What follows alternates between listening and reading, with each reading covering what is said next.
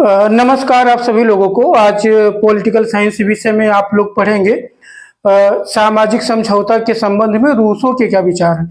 मैं अनिल दुबे आज आप लोगों को बताऊंगा कि पॉलिटिकल साइंस विषय में रूसो के क्या विचार थे, सामाजिक समझौता उनके अनुसार कैसे हुआ, क्या परिस्थितियां थी उसके बारे में। तो रूसो का जो पहला एक निबंध था, discourses on the origin of inequality, ठीक है।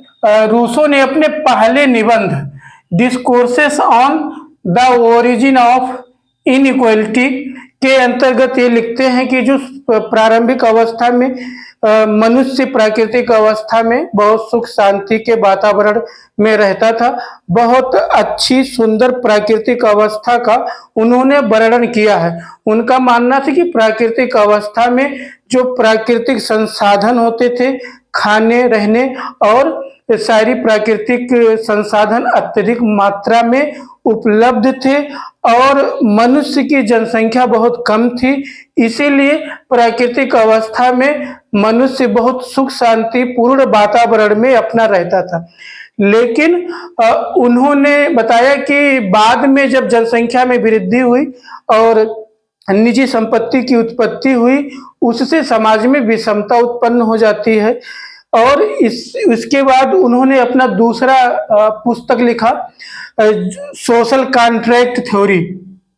सोशल कॉन्ट्रैक्ट थ्योरी जो था 1762 ईस्वी में प्रकाशित हुई, जिसमें उनके विचार बदल जाते हैं। उनका मानना है कि जब जनसंख्या बढ़ने के साथ साथ क्या होता है कि प्राकृतिक संसाधन का अभाव की स्थिति पैदा हो जाती है। अभाव की स्थिति इसलिए पैदा हो जाती है क्योंकि जनसंख्या जब बढ़ती है तो लोग अपने निजी संपत्ति की उत्पत्ति हो जाती है और फिर व्यक्ति अपने श्रम द्वारा अर्जित संपत्ति की सुरक्षा के लिए सामाजिक समझौता करना चाहता है। जैसे प्रारंभिक अवस्था में प्राकृतिक संसाधन बहुत होते थे, रहने खाने और के लिए जमीन की और प्राकृतिक संसाधन फल फूल खाने पीने की चीजें बहुत पर्याप्त मात्रा में होती हैं। ऐसी स्थिति में मनुष्य प्राकृतिक अवस्था में सुख शांति के वातावरण में रहता था। लेकिन उनका मानना है जब जनसंख्या बढ़ने लगी तो अभाव की स्थिति पैदा होने लगी और अभाव की स्थिति में पैदा होने पर मनुष्य के द्वारा अर्जित संपत्ति की सुरक्षा हो, इसकी सुरक्षा के लिए समझौता किया गया। तो उसके अंतर्गत आप लोग, जैसे मनुष्य का स्वभाव कैसा था, मनुष्य का स्वभाव सरल था। प्राकृतिक अवस्था में मनुष्य का स्वभाव सरल था। इनका मानना है प्राकृतिक अवस्था कैसी थी, सुख शांति का वातावरण था। प्राकृतिक अवस्था में सुख शांति का वातावरण था। लेकिन और प्राकृतिक अधिकार क्या होते थे मनुष्य के, मनुष्य को जो नेचुरल राइट्स थे, प्राकृतिक अधिकार, उसमें प्राकृतिक स्वतंत्रता प्राप्त थी।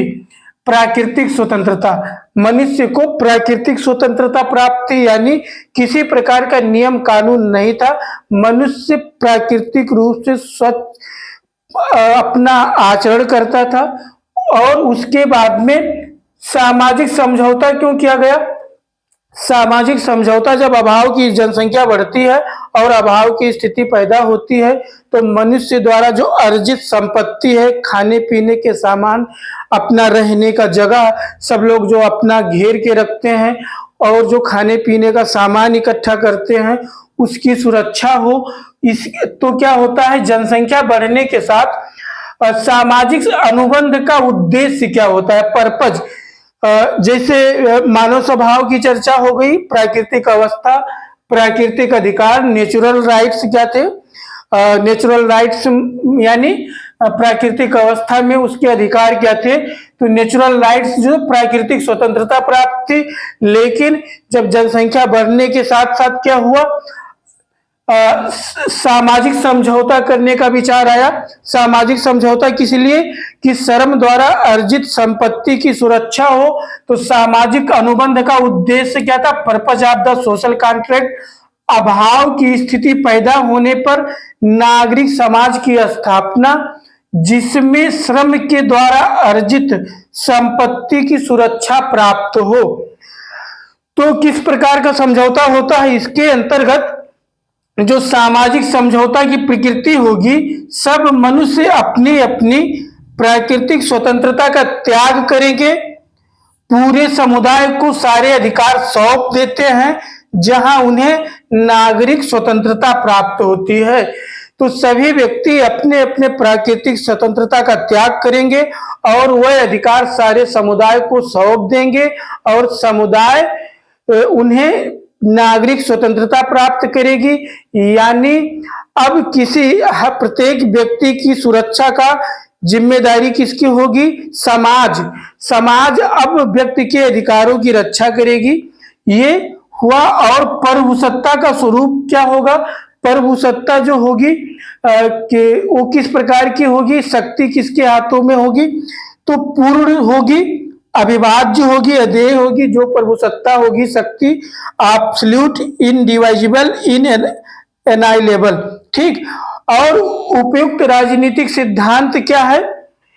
लोकप्रिय संप्रभुता, पॉपुलर सॉवरेनिटी होगा। मतलब जो भी सरकार बनेगी वो बहुमत के आधार पर बनेगी। जो राज्य के सामान्य जनता बहुमत की जो इच्छा होगी और उसी को की सरकार बनेगी। विरोध का अधिकार नहीं होगा, क्योंकि इसमें जो अधिकार होगा, जो शक्ति होगी, वो जनता के हाथों में होगी। तो जनता क्या करेगी? जिस संस्था या जिस संगठन को, व्यक्ति को शासन की जिम्मेदारी सौंपती है, ये दो व्यक्तियों के प्राकृतिक अधिकारों की श्रम द्वारा अर्जित संपत्ति की रक्षा नहीं कर पाती है, तो क्या करेगी?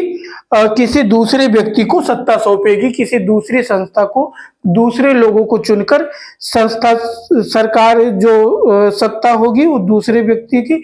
यहाँ पर जो उपयुक्त राजनीतिक सिद्धांत है वो लोकप्रिय संप्रभुता यानी लोकतंत्र की बात हो रही है।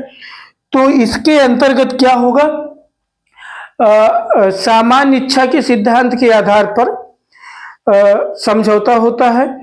तो ये रहा जो उनके सामाजिक समझौता संबंधी विचार थे, जिसके अंतर्गत आप सामाजिक समझौता का उद्देश्य, सामाजिक समझौता की प्रकृति, प्रभुसत्ता का स्वरूप, राजनीतिक उपयुक्त सिद्धांत क्या थे? लोकप्रिय संप्रभुता के सिद्धांत। आगे के क्लास में आप लोगों को पढ़ाया जाएगा रूसो की सामान्य इच्छा का सिद्धांत क्या है, जिसके आधार पर समझौता होता है और लोकप्रिय संप्रभुता का निर्माण होता है। यदि आप बीए पॉलिटिकल साइंस से पढ़ रहे हैं, एलएलबी 5 ईयर से हैं और आगे आप पॉलिटिकल साइंस विषय के ऐसे ही एक एक टॉपिक के बारे में पढ़ना चाहते हैं, तो इस चैनल को सब्सक्राइब करें और आगे आपको ऐसे ही पॉलिटिकल साइंस विषय से संबंधित जितने भी टॉपिक्स हैं सबके यहाँ पर आपको वीडियोज मिलते रहेंगे, क्लासेज होंगी रेगुलर। इसके लिए आप इस चैनल से जुड़े रहिए। धन्यवाद।